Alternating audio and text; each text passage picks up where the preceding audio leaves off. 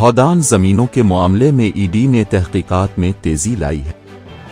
हैदराबाद के पुराने शहर में मुनव्वर खान, खदीर अनीसा समेत कई अफराद के घरों पर छापे मारे गए।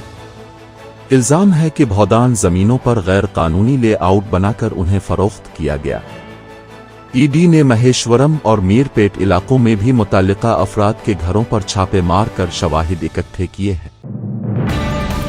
तिरुमला में जूतों के मसाइल का मुस्तकिल हल निकाला गया है। अब भक्तों को जूते छोड़ने के लिए खास स्टैंड्स बनाए गए हैं।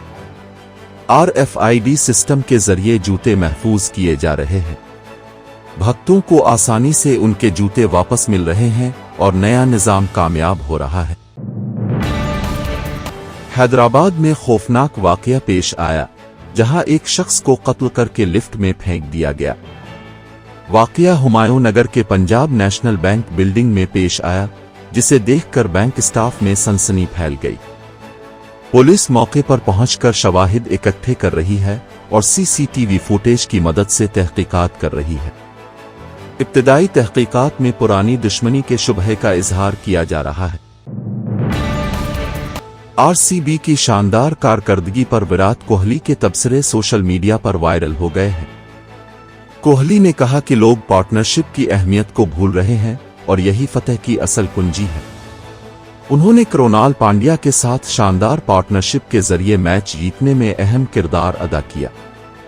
कोहली का कहना था कि सिंगल्स और डबल्स से इनिंग्स को रवां रखना टीम की जीत में मददगार साबित होता है।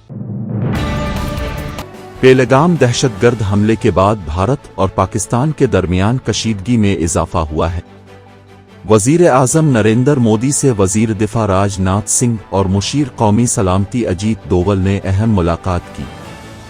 मुलाकात में सरहदी सूरत हाल और तीनों अफवाज की तैयारियों पर तफसीली तबादला ख्याल हुआ। क़यास आराइयां जारी हैं कि पाकिस्तान के खिलाफ सख्त कार्रवाई या मुमकिना जंग के फैसले पर बातचीत हुई है। अदाकारा समांथा आज अपना 39वां जन्मदिन मना रही हैं और सोशल मीडिया पर ट्रेंड हो रही है। समांथा की कल जायदाद तकरीबन 101 करोड़ रुपए बताई जाती है और वो एक फिल्म के लिए 3.5 से 5 करोड़ रुपए चार्ज करती है। वेब सीरीज के लिए समांथा तकरीबन 10 करोड़ रुपए लेती हैं और ब्रांड इश्तिहारात से सालाना 8 करोड़ कमाती है। फिलहाल वो सेंटाडल वेब सीरीज और अपनी प्रोडक्शन कंपनी के बैनर तले नई फिल्मों पर काम कर रही हैं।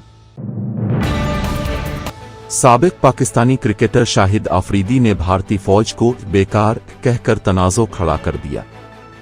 पेहलगाम हमले पर आफरीदी ने भारत पर तनकीद करते हुए पाकिस्तान को बेकसूर करार दिया। उन्होंने कहा कि भारत अपनी नाकामियों का इल्जाम हमेशा पाकिस्तान पर डाल देता है। आफरीदी ने दावा किया कि इस्लाम अमन का दर्स देता है और पाकिस्तान दहशतगर्दी की हिमायत नहीं करता। हैदराबाद में साफ पानी की फ्राहमी के लिए GHMC ने समर एक्शन प्लान शुरू किया है। शहर भर के वाटर बोर्ड रिजर्वायर्स को जरासीम से पाक करने के लिए जदीद जर्मन टेक्नोलॉजी से सफाई की जा रही है। High speed pressure rotary jet और एंटीबैक्टीरियल सिस्टम के जरिए टैंक्स की सफाई मुकम्मल की जा रही है। हुक्काम ने ऐलान किया है कि मरहलावार सफाई के बाद अगले माह से मजीद साफ और महफूज पानी सप्लाई किया जाएगा।